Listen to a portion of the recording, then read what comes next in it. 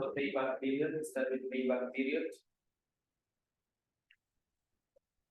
We say it is the duration. Now accounting rate of return ngoja kidogo. Hizo zingine zote zinatumia the cash flows. Accounting rate of return inatumia the profits. So let's the most common ones. Let's start with the payback period. Let I hold on it a little bit. So it is the duration taken by the project. It is the duration taken by the project to generate cash flows.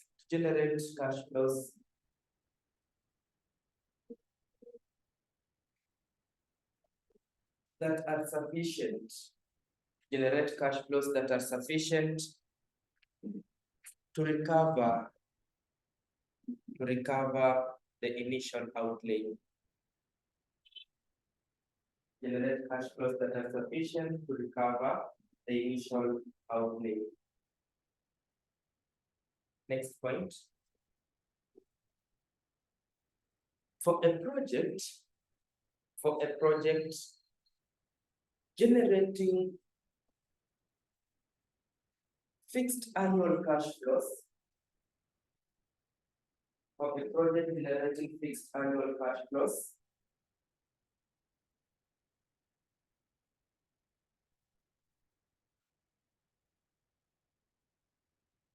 full stop na comma, PPP equals initial outlay divided by annual net cash flows. Initial outlay divided by annual net cash flows, and your answer is in years.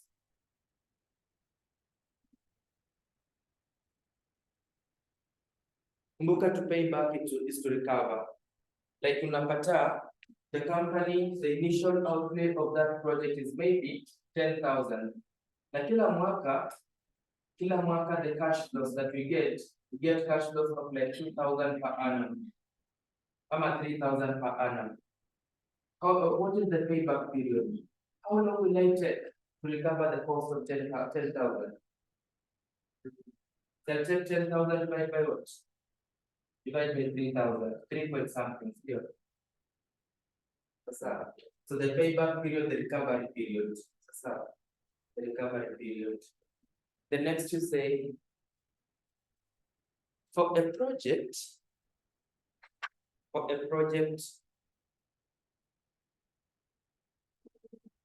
irregular cash flows,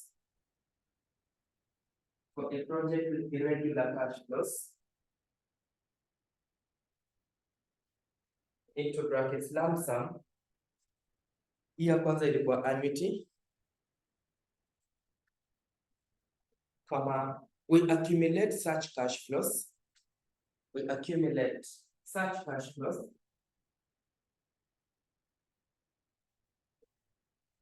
their total is equal to,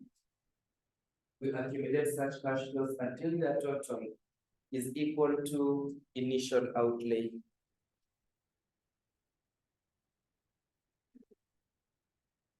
We accumulate such cash flows until their total is equal to initial outlay.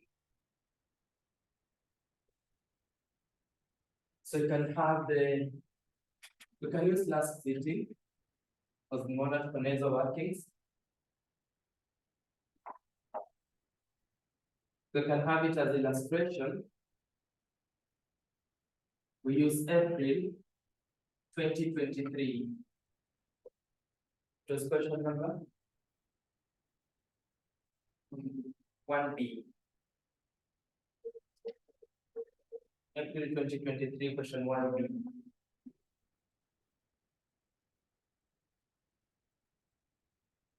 Do you have the components of cash flows already? For April 2023, initial outlay.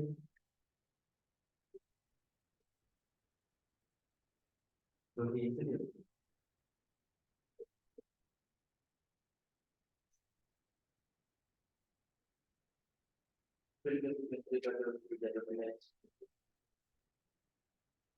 can document together.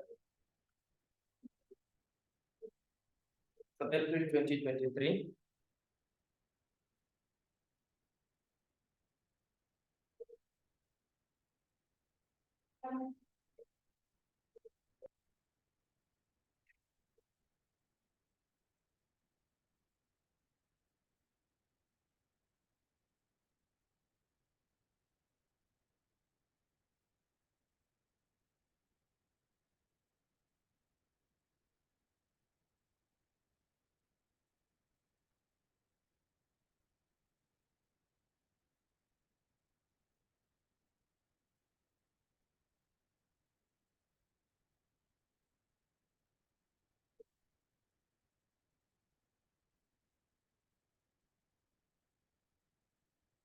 So with April 2023 question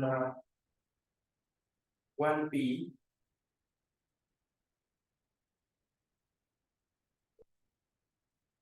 So still SIPO Limited. So SIPO Limited is evaluating an investment project which requires the importation of a new machine at a cost of 3.7 million. The machine has a useful life of 6 years and a salvage value of 1 million. The salvage value of 1 million. By the way, this one iko kwa recording, sio? Kama iko kwa recording, situache. So we do April 2022 question 2C, Truly Limited.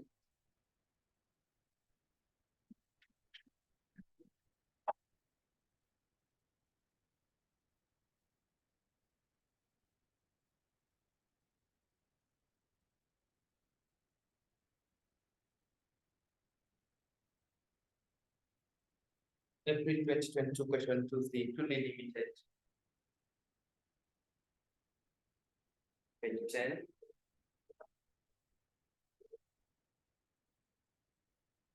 We're there, right? Great. Now we are told that Truly Limited intends to invest in one of two machines, A or B. So nataka invest either in machine A or machine B. The following data is available.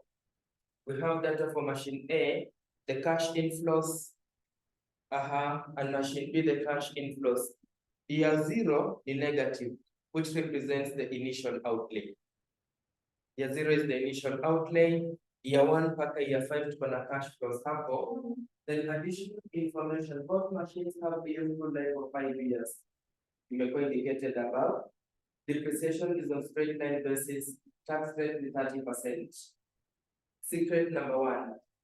When you go through a question in under capital budgeting, na unaona umepewa tax rate. Like now, suppose tumepewa the cash inflows. Kama hatungekuwa tumepewa hizo stories za note number 2 na note number 3, just note number 3 alone, kama hatungekuwa na, then hizo tumepewa pale juu zingekuwa our annual net cash flows, our final figures. You remember the final figures? Ya zile za annual net cash flows, the revenues minus variable cost, to get the contribution minus fixed cost, we get the EBDT, we less tax, we add the DTS. The annual net cash flows zingekuwa hizo. But anytime umepewa tax rate, then that would mean lazima ufanya, you must carry out some workings in that question again. They're not yet done. That's how. They're not yet done. So lazima we adjust kiasi. So let's see. Using payback period as the criteria for project selection, advise the management on which machine to invest in. So, tutadeal na machine A kwanza. Tutadeal na machine A. We have initial outlay of how much? 30,000. Right? We have annual net cash flows.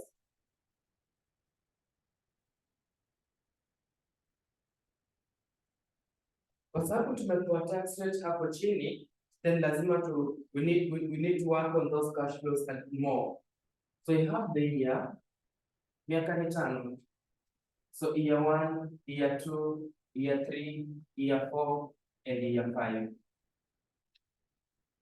The figures are in thousands of shillings.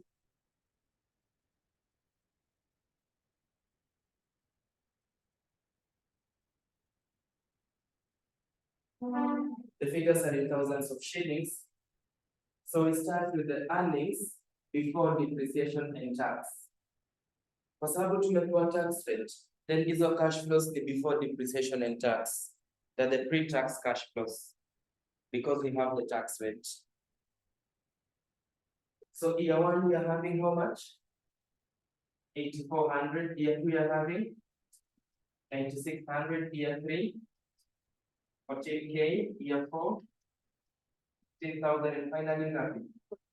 4,000. We less what? We less tax. Right? The tax margin is 30%. Still.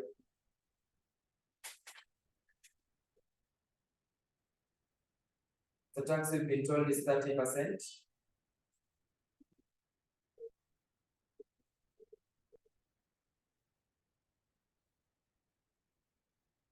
So 30% of 8,400. 520. Year 2, 30% of 96. 2880. Huyo mwingine 42. Next 48. Finally 12.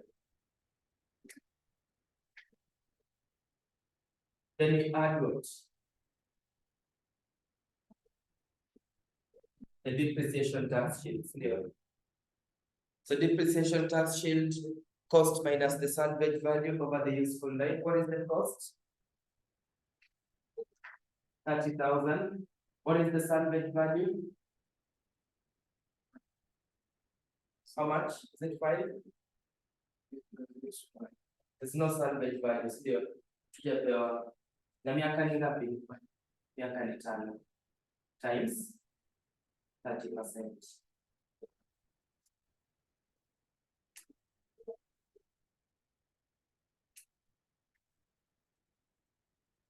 Giving us 1,800 and a straight line basis.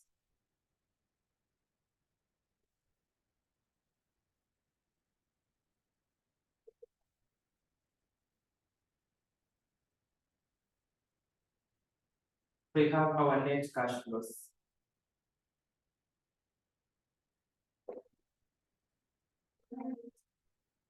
Year 1 ngapi? 7680. Year 2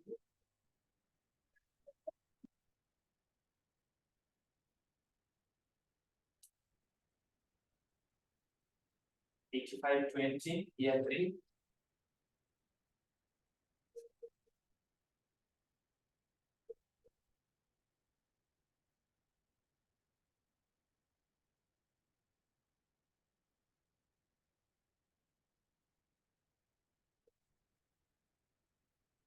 how much? 11,600. Year 4 13K. Finally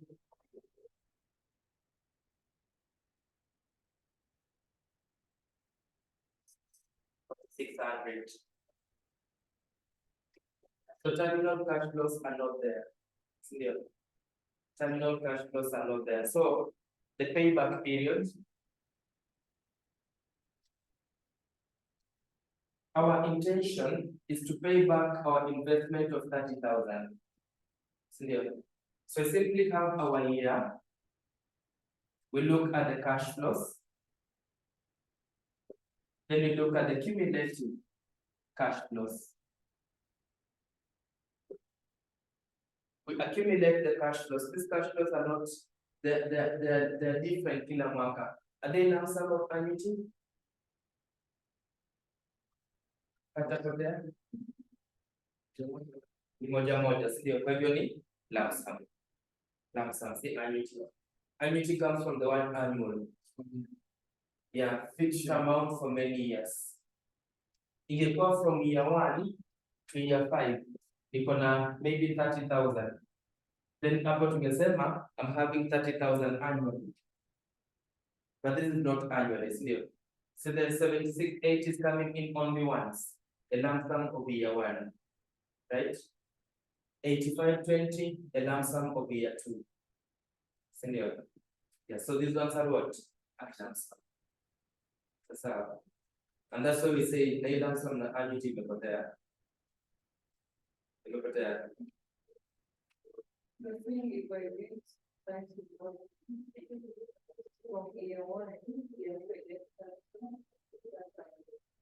Year 330, year 430, sindio? Say, if that is the case, can I say that I'm getting 30,000 annually? That should be correct. The 30,000 is coming in annually for 5 years. So annually is annuity. But if I get 30,000 in year 1, 25,000 in year 2, 15,000 in year 3, and if I'm getting 30,000 annually, so that is enough. Like in our case, we are getting 76,80 in year 1, 85,20 in year 2, 11,600 in year 3, 13,000 in year 4, 600 in year 5. Can I'm getting it annually? That will be wrong still. And that's why we are saying this one becomes what? A lump sum. So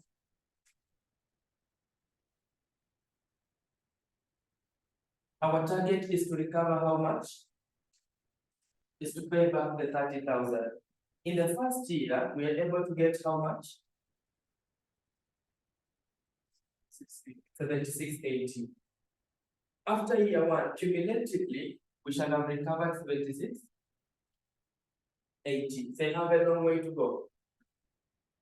Bado niko na balance mingi, ndio. Naenda mwaka wa pili. Mwaka wa pili nitapata ngapi? 85,20. Cumulatively, how much will I have recovered? 16,200. Ndio nimefika halfway. So I'm targeting to reach 30. I'm targeting to pay back the 30, ndio. So far I'm at 16,200. Enda mwaka wa tatu napata ngapi? 11,600, right? Cumulatively, I'll be at 27,800. I'm almost there. So I go to the 4th year. In the year 4, will I have more than what I need? I have more than what I need. And if I have more than what I need, I ask myself, okay, out of the 13,000 that I get in year 4, how much do I need to reach my target of 30,000? Is it 2,200? This minus this, right? So therefore, namwambia kuwa payback period equals to 3 years plus, in this year 4, I'm only using 2,200 out of how much? Out of 13,000. So what fraction of the year is that? So this is 3 plus 0.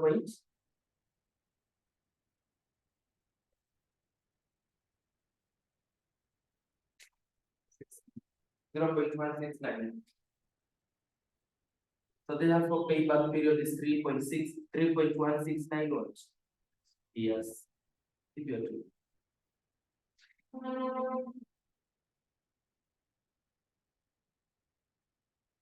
3.169 years.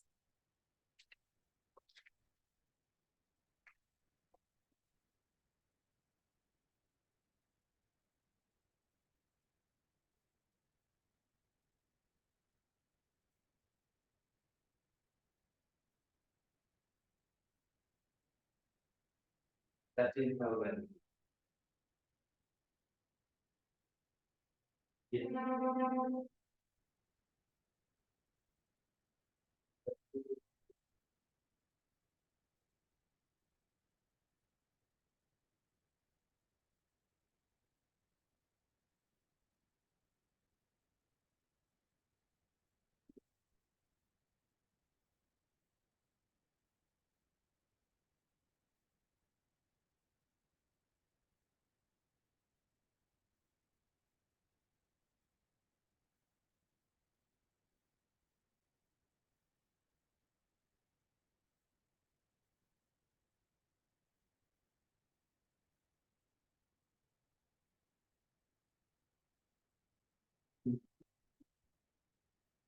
No.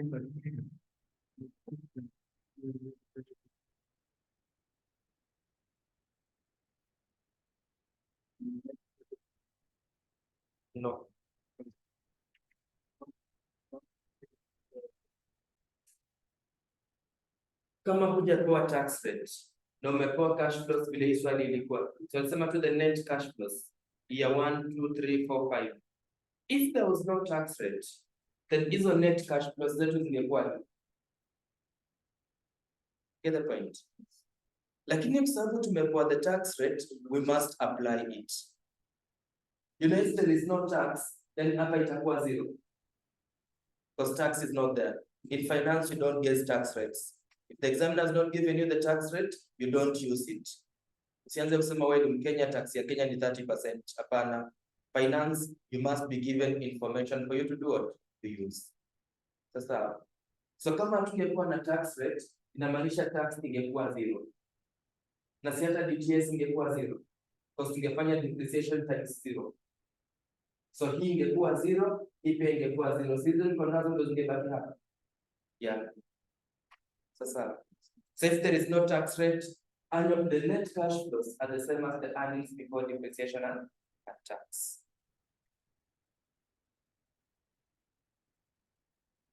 Acceptance. So let's say something on that. Kama mmemaliza nyingine. Tamalizia. Tuzungumzie acceptance rule.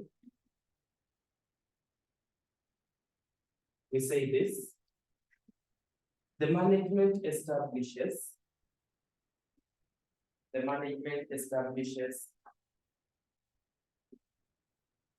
maximum acceptable.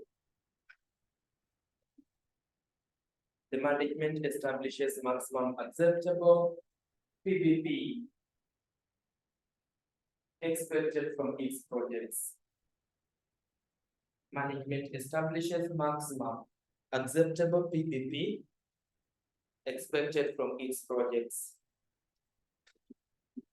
So hawezi angalia tu swali hivi alafu useme hii project, hawezi angalia tu hii machine alafu useme hii machine ni nzuri. Before you conclude that the machine A should be accepted because of 3.169 years, first of all, the management should guide us. We go back to them and ask them, what did you expect? What were your targets as far as the payback period is concerned? So management wakikwambia maybe we are willing to accept a project whose payback period is 2 years. Then that would mean anything below 2 years will be good for us. Anything above 2 years will be bad for the company. Then you say, a project whose PBP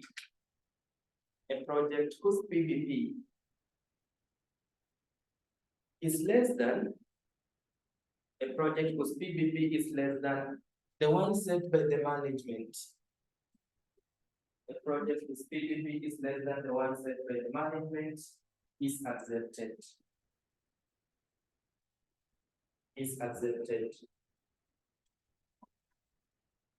When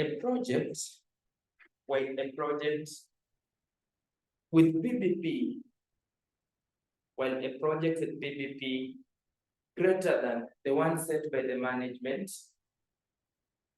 when a project with the PBP greater than the one set by the management is rejected.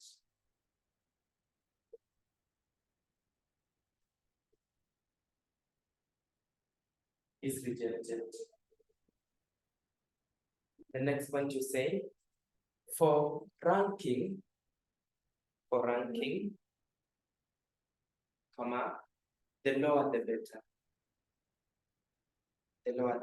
That's what we said. The lower the payback period, the better the project is. So if you are ranking, you have many projects to rank. Unaanza ile yenye kuna payback period kidogo ndio nzuri. Ile kuna payback period kubwa ndio mbaya, and that will help us to make a decision between machine A and machine B. So we'll also see the payback period of machine B. Kama yake ni ndogo kwa hii, then we shall tell the company go for machine B. If machine A's payback period is ndogo kwa machine B, then we shall tell them to go for machine what? Machine A. Write some few advantages of PBP.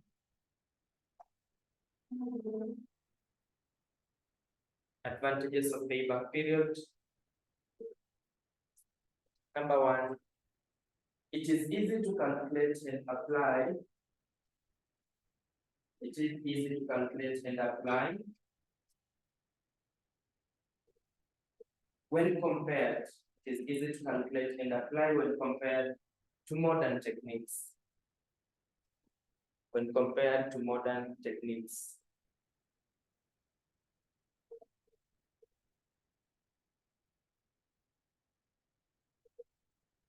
Number two,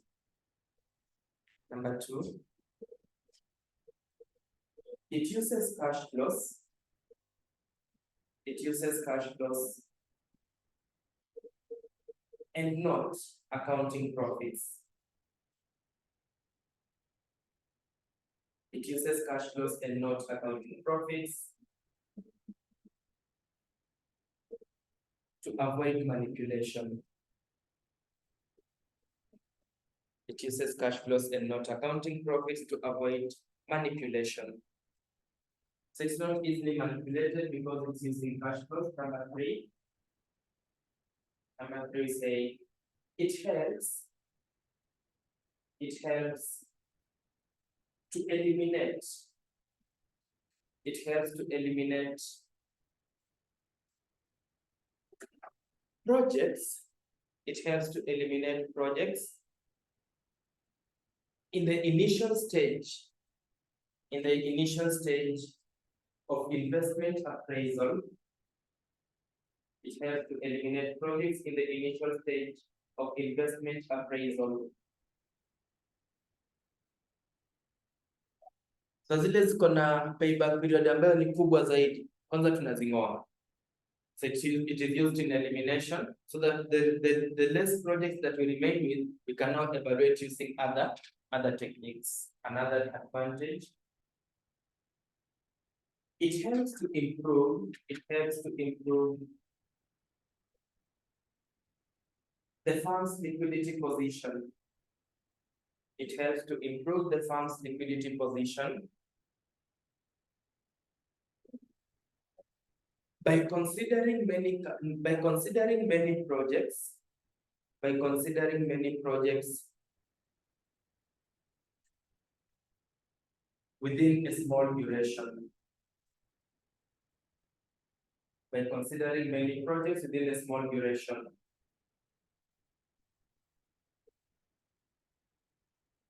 So why are we saying that? Because tutaendea zile project yenye payback period ni kidogo. Unapata uko na within a very short period, you've invested in many projects. And when you invest in many projects, you pay back the cost. Like now, after 3.16 years, and I've recovered my 30,000. I can take the 30,000 and put in another project. If I go for the project whose payback period is maybe 2 years or 1 year, after 1 year, I have my cash, my initial outlay back, I can take it and put in another project. So it helps to increase my liquidity. Liquidity is about cash. Yeah, let's give another. Those are how many for? So let's target 5. So 5 you say it enhances profitability. It enhances profitability.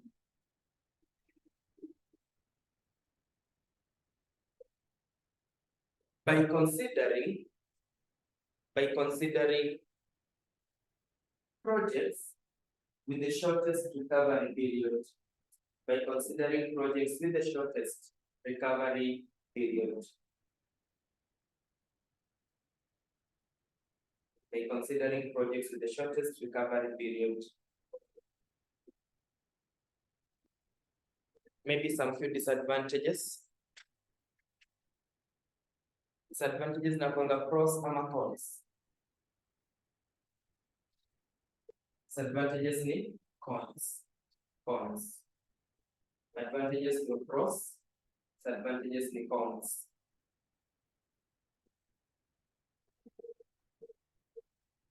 So number 1, it ignores the time value of money.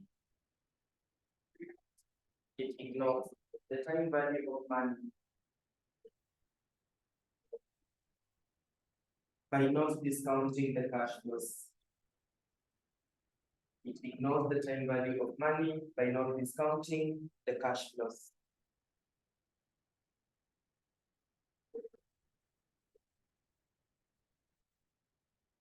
Number 2,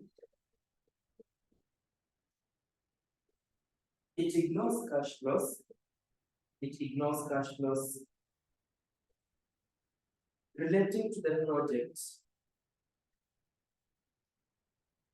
It ignores cash flows relating to the project after the payback period. It ignores cash flows relating to the project after the payback period, which may result to poor decision. Which may result to poor decision. Now look at it. When I have project A and I have project B, I have year 0, year 1, year 2, year 3, year 4. Maybe hapa kwa project A, year B, hapa ni 30,000, year 0, zote ni 30,000. Then for project 1, A in year 1, I have 15,000. Year 2, I have 17,000. Year 3, I have 3,000. Year 4, I have 1,000. In your project A. Project B, year 1, I have 8,000. Year 2, I have 12,000. I'm 13,000. Year 3, I have 15,000. Year 4, I have 25,000. Based on payback period, which one did you go in? A or B?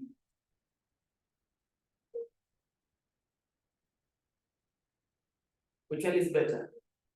It's in A. Because A, payback period yake is less than 2 years. Because in year 1 I have 15, year 2 niko na 17, total ni 32, na nataka kurecover 30.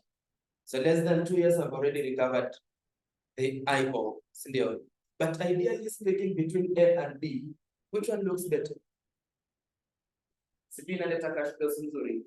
So it's wrong to ignore the cash flows after the payback period.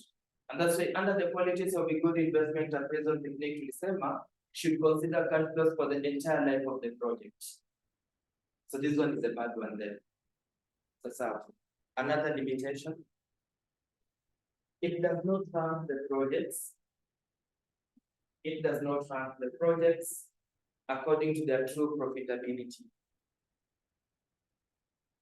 It does not rank the projects according to their true profitability.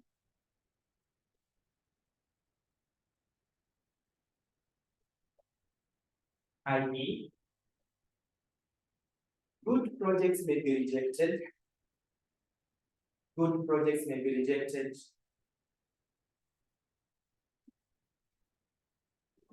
if the period set by the management is too low. Good projects may be rejected if the period set by the management is too low.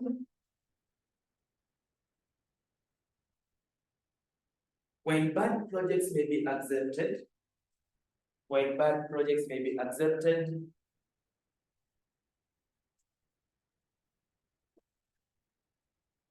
if the maximum period set by the management is too high. While bad projects may be accepted if the maximum period set by the management is too high. So hii lazima turudi kwa management waulize. Like now, we have the payback period of 3.16. What, as the management, what do you want? Management wakisema, tunataka project yenye payback period yake ni 4 years. We shall accept this one. So we'll accept it as long as the management set their target to be higher than 3.16. But if the management sets the payback period at 1 year, a project whose payback period is 1.5 years, tutaikataa. So when it is too low, then the good projects may be rejected. If it is too high, we might even accept the bad projects. That's how. Another limitation, those are how many? 3. Number 4, it assumes that cash flows accrue evenly throughout the year. It assumes that cash flows accrue evenly throughout the year.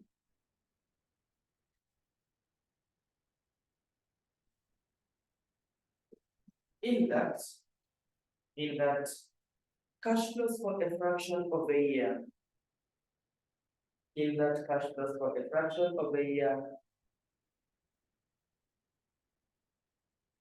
can be accurately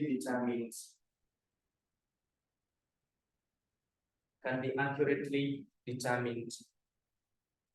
So payback period inassume kuwa kama kwa mwaka mzima, for the whole year we expect an amount of 24 million, then that would mean we can get the amount per month.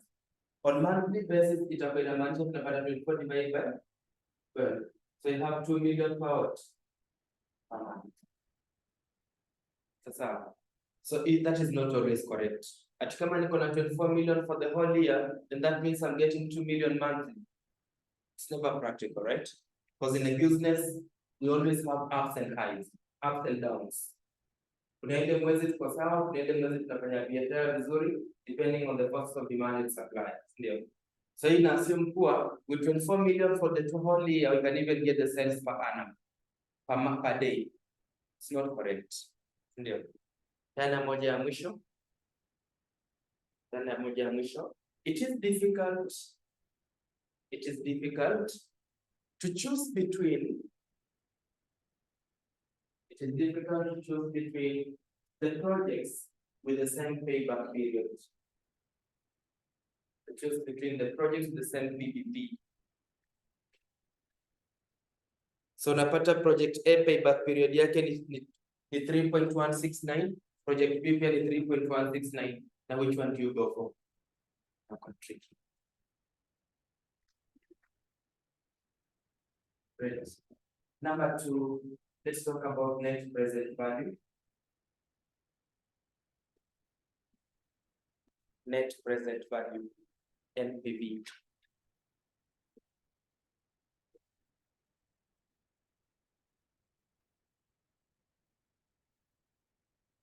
Capital budgeting techniques.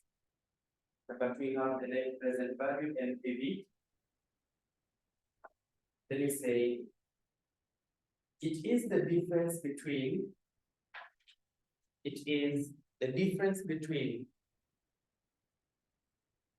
present value of cash inflows. It is the difference between present value of cash inflows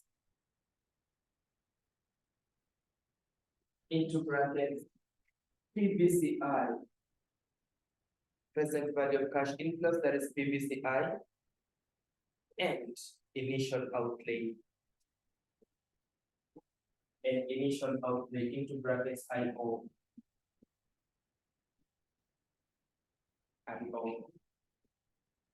That is NPV equals to PVCI minus what? Minus IO.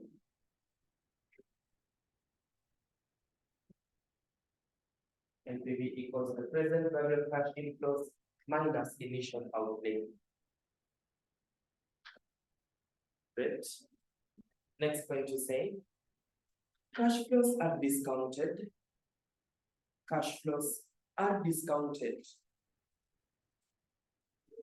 using the firm's cost of capital. Cash flows are discounted using the firm's cost of capital. Stroke WSC. Using the firm's cost of capital, stroke the work. So does that statement mean? Examiner can bring you a question, part A, akuuliza calculate the work. Lakini uzuri umesema work iko sawa.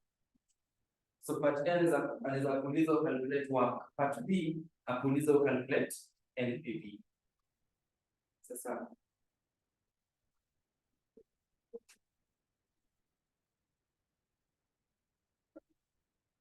maybe as we look for a question to do, acceptance rule. Acceptance rule. acceptance value at NPV.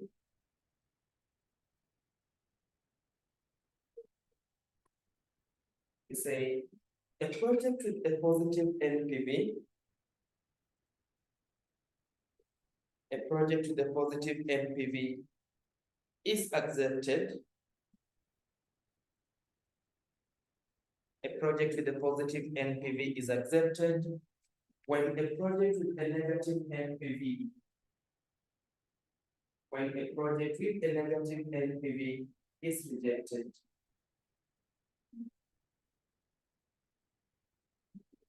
A project with a positive NPV is accepted, while a project with a negative NPV is rejected.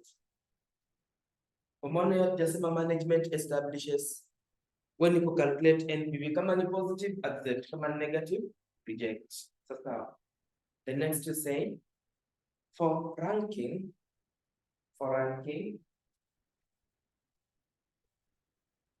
the higher the NPV, the better the project is.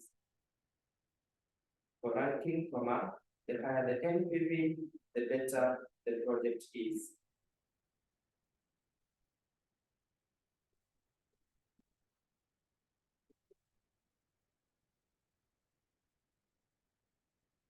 Advantages. So the advantages, the merits, the pros of NPV.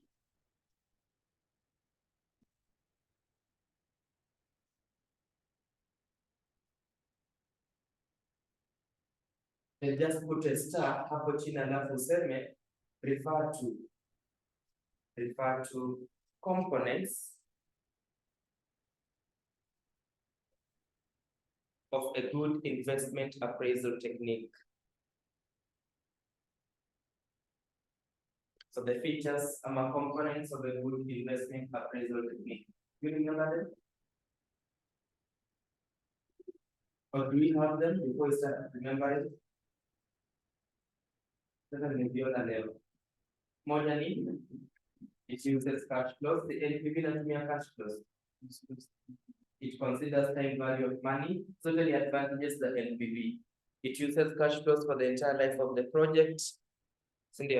It ranks the projects according to their true profitability. It is consistent with the shareholders' main objective of wealth maximization. Those ones. Those ones. So maybe how we remember is we can leave some little space. Space. Kiasi gani wacha hiyo space alafu utaandika. That's how you revise. Doing is believing, ndio. Yeah, doing is believing. So acha space kidogo inatosha hiyo uliandika huko nyuma. Unafunga kitabu huko nyuma alafu unajaribu kuandika unakumbuka. Alafu unajimakia. Mark genuinely. Disadvantages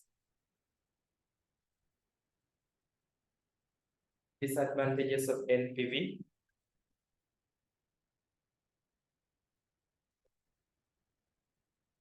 Number one, disadvantages, demerits, cons. Number one, it is difficult to calculate and apply. It is difficult to calculate and apply compared to traditional techniques.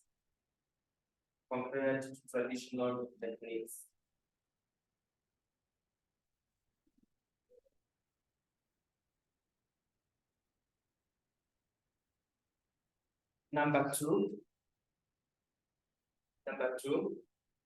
it is affected by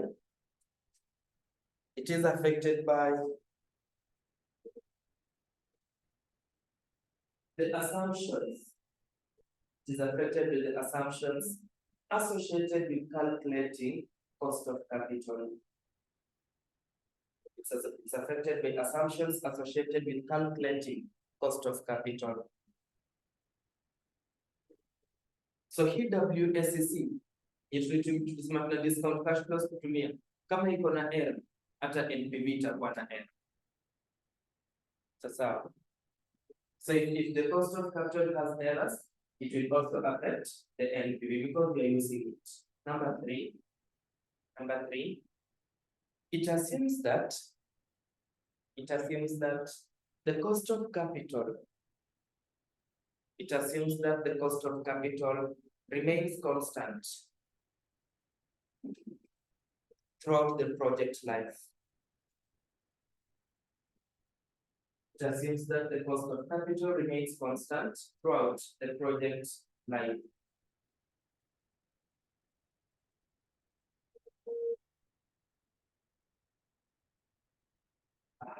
Another limitation, it assumes that the annual cash flows,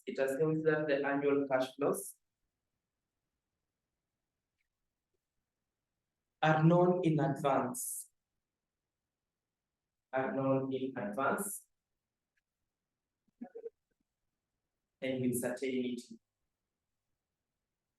with certainty.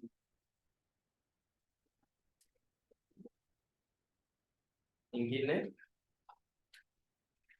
it may conflict with IRR.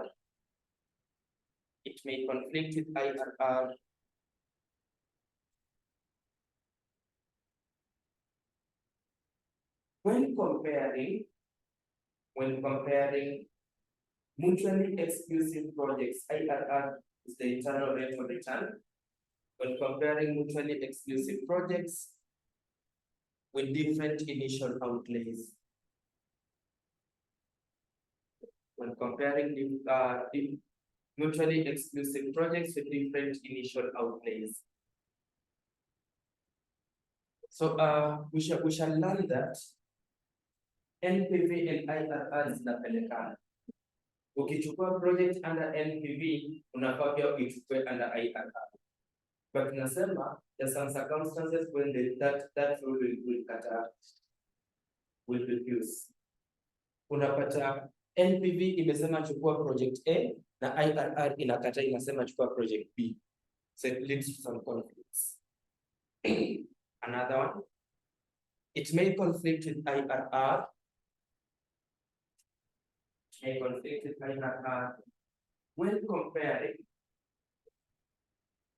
When comparing mutually exclusive projects.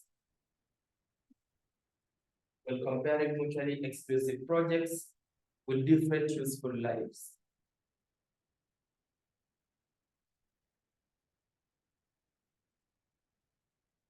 Whether you remember the mutually exclusive projects? They love each other, they hate each other. Mutually exclusive. Can they go together? Or they have to go separate ways?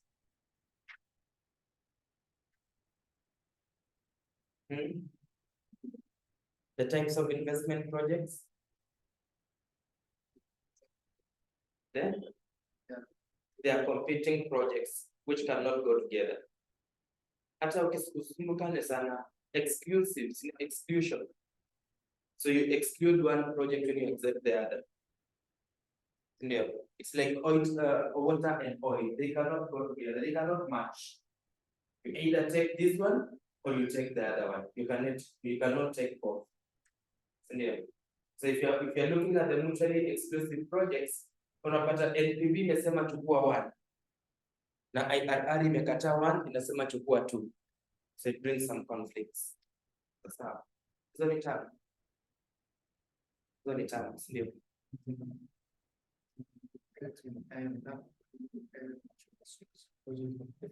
Economic lives. Different economic lives. So napata project A ni 5 years, project B ni 3 years. NPV inaweza kubali 1 A na IRR kubali B, as we shall see. Now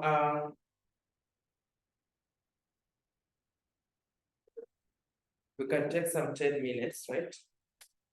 Then again, I'll share a recording. Your recording iko na, I think iko na IRR, iko na discounted pay, iko na maswali zingine. So try going through it and document the notes. You're trying to, within the short time that is remaining, want to maximize the questions as much as we can. So ile tumefanya class na zifanya zile tumefanya kwa class nyingine, we also share so that you can have many questions to look at. Sindio? Yeah, but make sure you go through it and document. Sasa, so let's look at let's do components of that. There's some 10 minutes. But they get some other commitments. September 2021. Question 2B. Chat only how to deal with the replacement decision. September 2021, question 2B.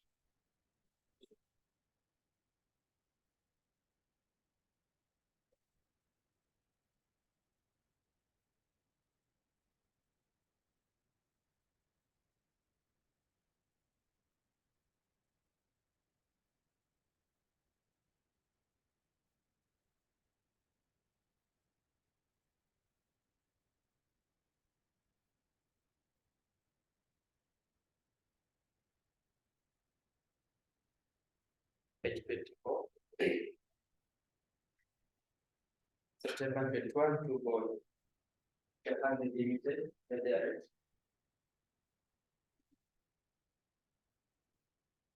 So, Jahazi Limited is considering investing in the purchase of a machine for its manufacturing process at a cost of 5 million. It's not really a replacement, it's so it's considering investing in the machine of the purchase of machine for its manufacturing process at a cost of 5 million. Installation cost of the machine is expected to be 500,000. It's an incidental cost. The machine is expected to have a useful life of 5 years, at the end of which salvage value is estimated at 800,000. This investment shall lead to increase in sales. In order to support increased sales, the firm requires an extra investment in working capital at the start of the machine's useful life. Inventory will increase by 1.2 million, debtors will rise by 1.5 million, and creditors will increase by 1.7. Working capital is current assets minus current liabilities. The additional investment in working capital will be recovered at the end of the machine's useful life. Si lazima uambiwe. Wasipokuambia ujue. The quantity of the product to be manufactured and sold in each year are estimated as follows. So it's only quantity, year 1 mpaka year 5. The unit selling price and unit variable cost incurred are estimated at 45 and 15 respectively, and are expected to remain constant each year. The firm's estimated fixed operating costs, excluding depreciation, is 100,000 per annum. The machine require an overhaul at the end of second year. This overhaul cost will amount to 40,000. Overhaul is like buying new parts. Ama just tuseme tu ni kama tunanunua mashine nyingine. Na ita cost to 40,000. The overhaul cost will be amortized separately on a straight-line basis over the remaining useful life of the asset. Depreciation is 32%. Wow, reducing balance basis at the rate of 32% per annum. Cost of capital is 13%, tax is 30%. Using NPV. High.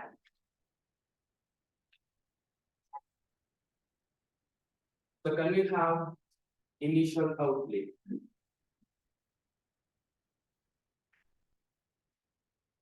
Initial outlay. We have cost of the new machine. And have it in thousands. The new machine will cost how much? 5,000. Then we add what? Installation cost. We install it at how much? 500, right? Si hakuna kingine. So that gives us total cost of new machine. It's 5,500. We are not replacing, there is no old machine. Otherwise, can get to the less the disposal value of old machine and would have taken care of the tax on gain or loss. It's not a replacement decision that you're making. So you have the total cost of the new machine. So here, there's no old machine. So simply come and add what? The working capital.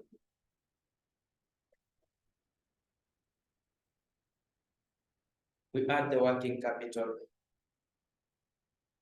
So working capital, we have increase in inventory.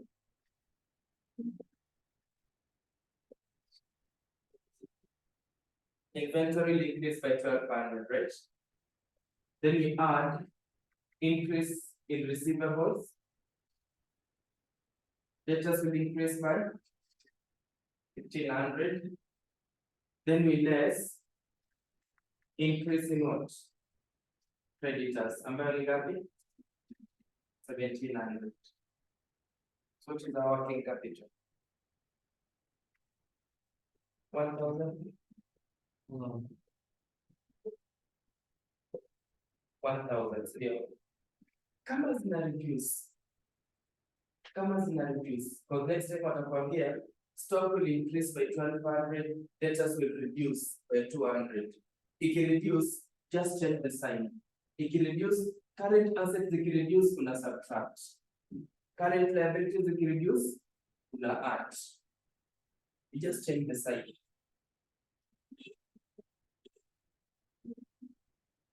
Kama unasema creditors will reduce by 1,700, then atungezi less, ungezi add. You just do the opposite. Sasa, just do the opposite. Kama stock inge reduce, inge less. Sasa.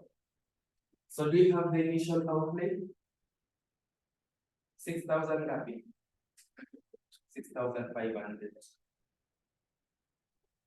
So this is our working number. And maybe working number 2, because depreciation is on reducing balance. Let's look for depreciation tax field.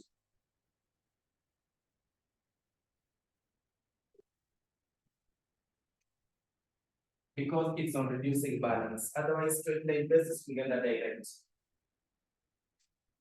So reducing balance, we come and look at it. I can take this approach. It's for 5 years. So I have the year. I can even have year 1, year 2, year 3, year 4, and year 5. So let's have the figures in thousands of shillings. Reducing balance will depreciate the net book value. So you have the cost, or you can call it beginning balance, which will be reduced by what? Depreciation at the rate of 32%. Depreciation rate of 32%. So less depreciation at 32%. Then we have end balance.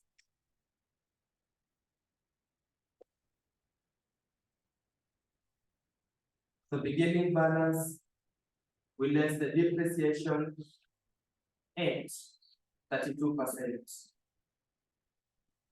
And you have the end balance. The net with the reducing balance will depreciate to reduce. Tukianza mwaka wa kwanza, what is the beginning balance of the project? 5,000 or 5,500.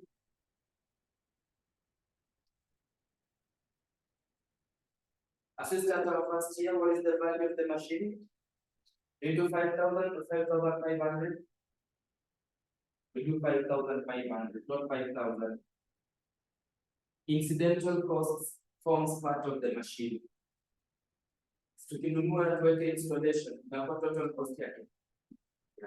So since start the first year, the cost, the value is 5,500. We depreciate it by 32%, so times 32%.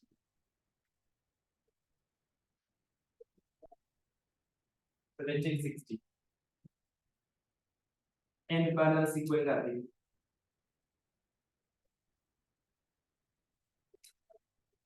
3740. So 3740 will start my year 2. So hapa naanza na 3740. So in reducing balance, we depreciate the net book value, right? Times 0.32.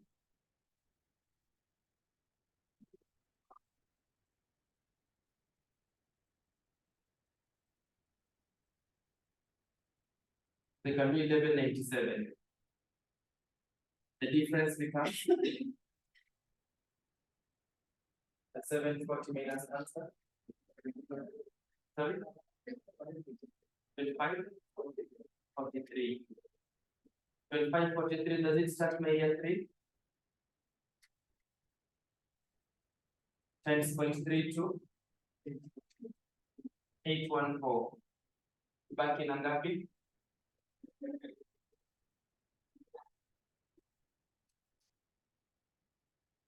Sorry?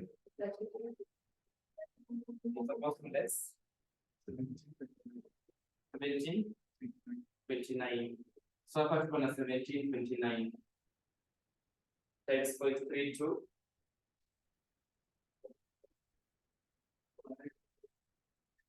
553. Baki na ngapi?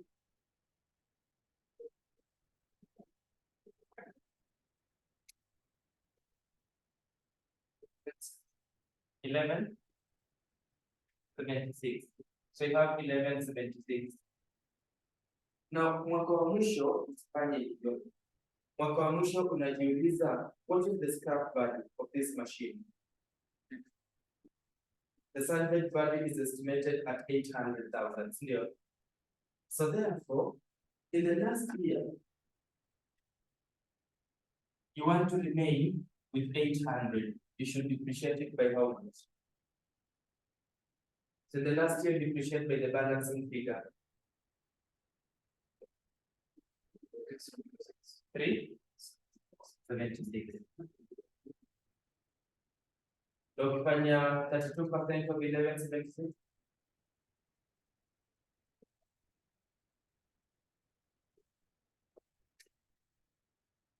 Get the same. So si kila wakati utapata the same. Advice ni ukifika huu mwaka wa mwisho, just depreciate with the balancing figure. Kama the salvage value, the scrap value is 0, then you shall depreciate by everything, so that will remain with 0.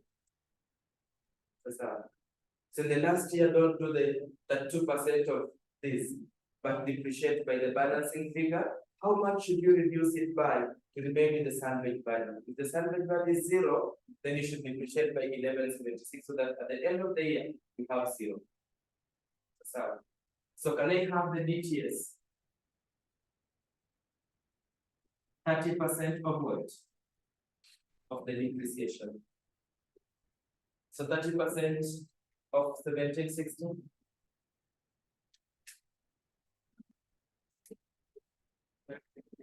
528. 30% of 1197.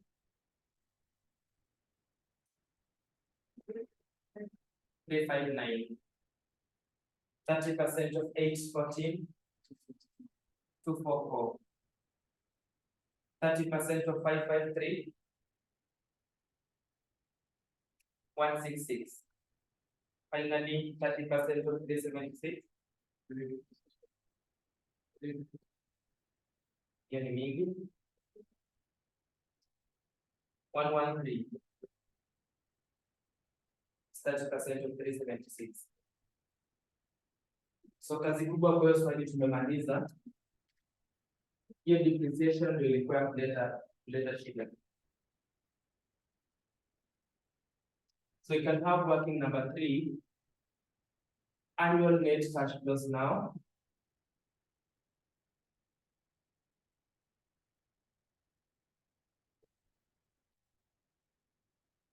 Miaka ni 5. So you have the year 1, year 2, year 3, year 4, and year 5. In thousands of shillings.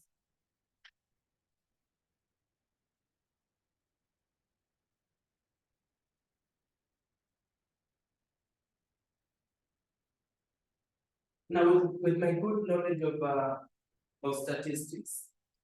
Nimepewa selling price per unit, na nimepewa variable cost per unit, na nimepewa quantity. Can I start from contribution?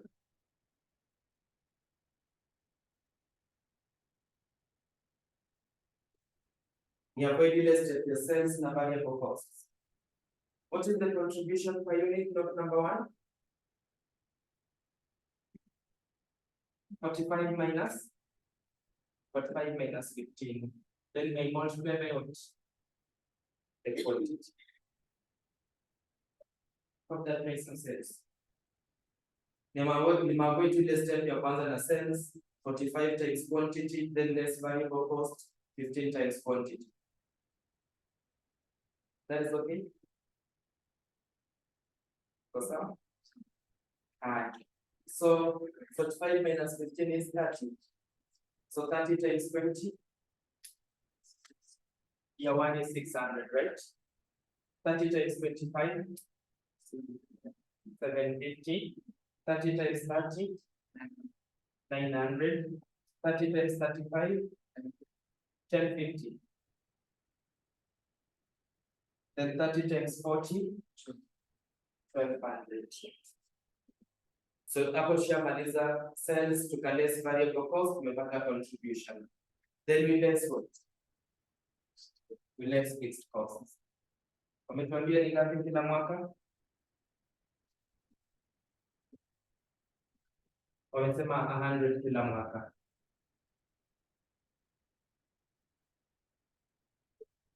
So that one gives us our earnings before depreciation and what? And tax. So this is 500, right? 650, 800, 950, and 1100. Then we less what? We less tax. Tax ni ngapi? 30%. Then we add the DTS. This one is 150. Three times 5 is 50. The next one is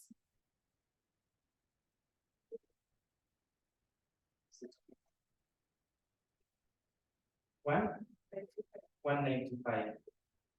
This is 240. Then 245. 285. Alafu ya mwisho ni 330. Na DTS tuko nayo tayari. Year 1 is 520. 528. Year 2 is 350. 359. Year 3 is 244. Year 4 is 156. And year 5 is 130. So we get our net cash flows.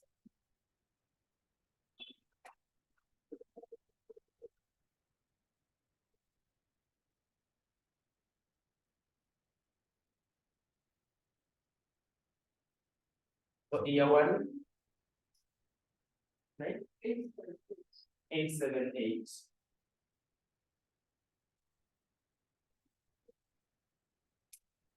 Year 2, 817. 819. Year 3,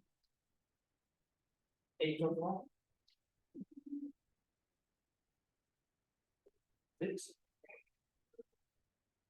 Looks like 804 still.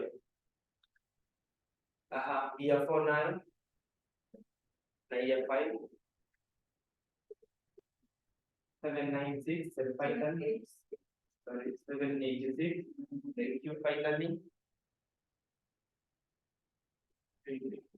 883. 883. Finally, terminal cash flows.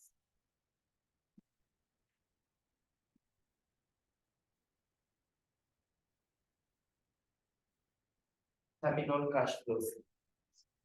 Do I have the scrap value?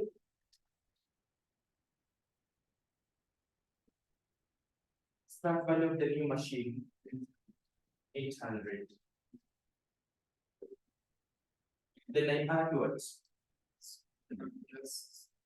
I add the working capital. I don't have the old machine, so I'm not carrying out the replacement.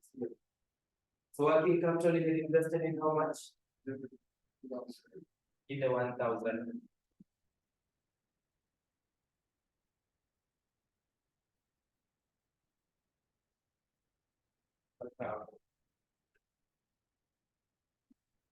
Then before I wish you a good day, wanataka tufanye nini? NPV. Tufanye NPV kwa haraka.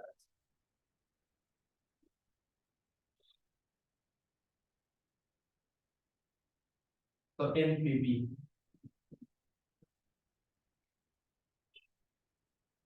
So kwa NPV, unachukua, we have the year, lump sum or annuity. Lump sum. Kila mwaka umesimamia, sio? So that is the lump sum. So you have year one. So you have the year, we have the cash flows. Then we shall put the PPIF, and we have our present value. Cost of capital is 13%.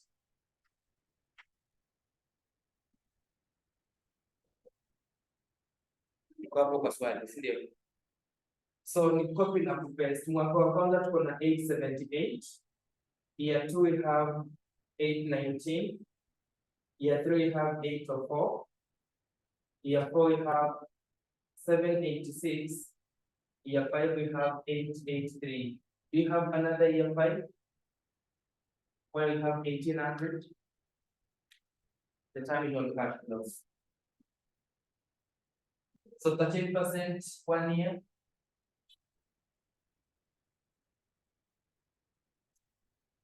$0.8850. Year 2, 0.7831. Year 3, 6931. Year 4, 6133. Year 5, 5428. 5428. Yeah. Then you shall multiply.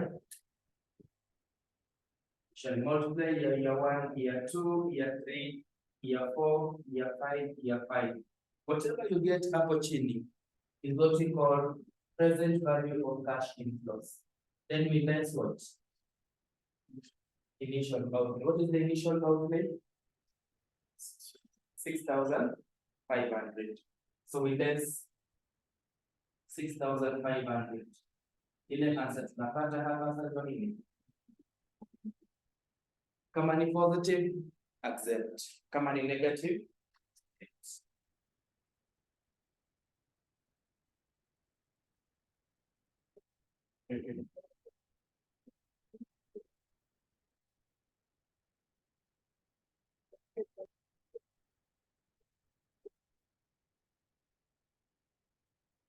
we terminate the project after 5 years. Ikishafika mwisho, tutapata hii na pia tutauza hiyo machine tupate 1800. So the last year we have two components. We have annual net cash flows and we have terminal cash flows.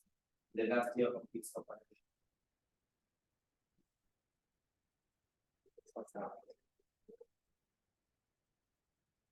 I think you can conclude on that.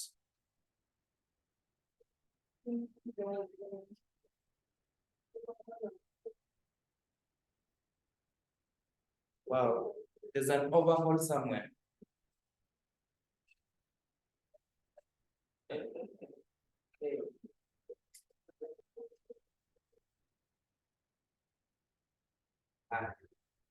Then there's some adjustment to make.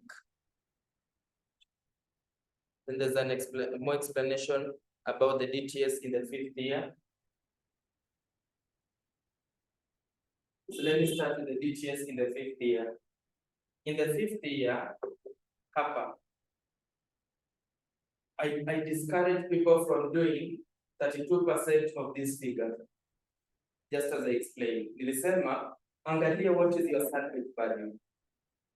So how much do you expect as a terminal value for that project? Kama salvage value ingekuwa 0, then tungedepreciate by everything. Because tukianza mwaka tuko na 1176, so tunajiuliza, what do you expect at the end of the year? We expect 800, so depreciate by the balancing figure. So you do this minus this to get the depreciation for that year. Of course, the DTS, 30% of the depreciation. Now, sorry, we need to adjust this question a little bit because of the overhaul. Sorry for that. So, everything else remains the same. Lakini hapa lazima ni change something. Hii terminal cash flows because I'm just traveling because I need some space here. So kindly allow me.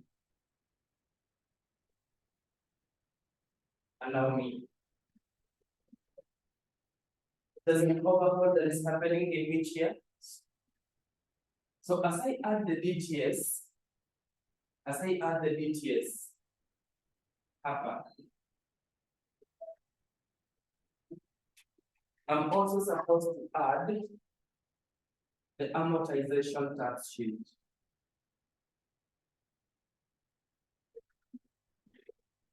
Hiyo overhauling ni vita. So kwa things zako hapa, as you work out for the depreciation tax sheet, you can also work out for the amortization tax sheet. Hiyo overhaul ni sawa na kusema tunanunua mashine nyingine. Ikawa tukisawa tuna DTS. When are we carrying out an overhaul? In the second year, sindio? So meaning tutaanza kudepreciate in year 3. Kwa miaka ngapi? Miaka 3. Year 3, 4, and 5, sindio? The cost is how much? 240. It will be fully amortized for 3 years. Times what? Tax on depreciation. Cost minus salvage value over the useful life. This looks like 24. 24, sindio? So hapa, from year 3 you have 24, 24, and 24. That's how. It's not the depreciation tax sheet. Then unakuja unasema kuna overhaul cost. We are carrying out an overhaul in year 2. Costing how much? 240. Na ile scale here. So now this one gives you your net cash flows.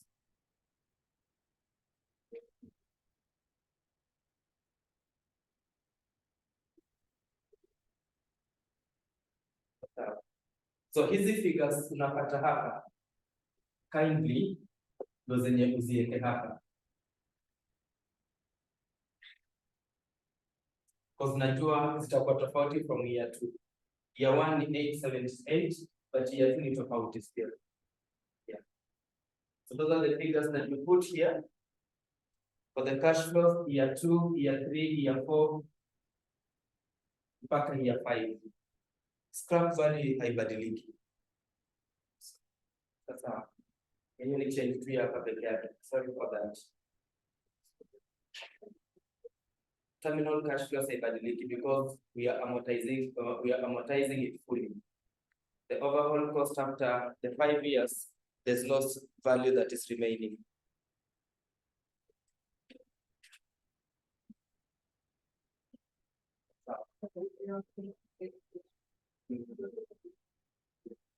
Out of 12 marks.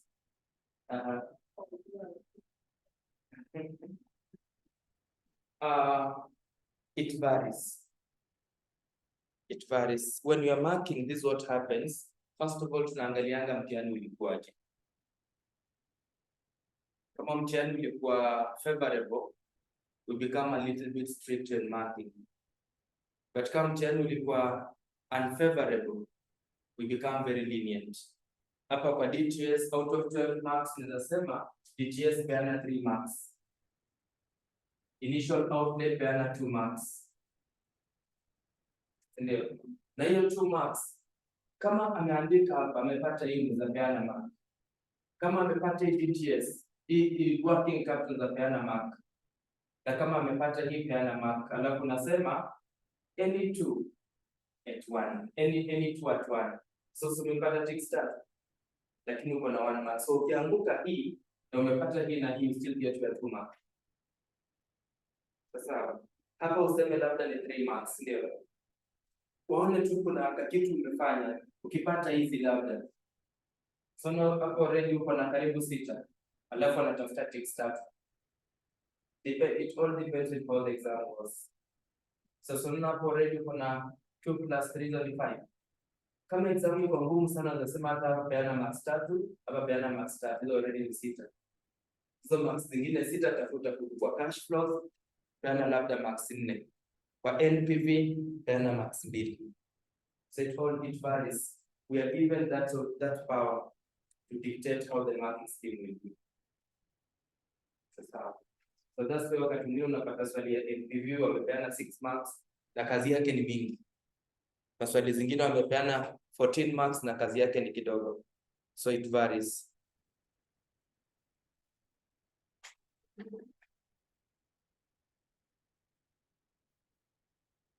So watu wa ATD wanafaa wafanye cuts. Level 1, level 2, level 3 wote. So tunafaa to organize cut by next week. Watu wa ATD. Lakini hiyo cut hata nyinyi pia mnaweza fanya, si ndio? Inakusaidia ku-evaluate. The results of that cut will be a secret between you and me.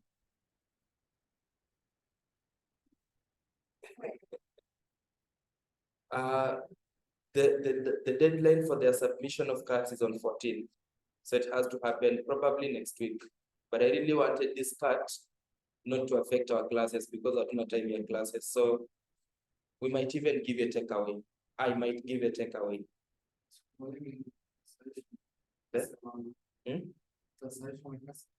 Na sisi. Yes. Kwa hivyo mwanzo kuniongelesha vizuri.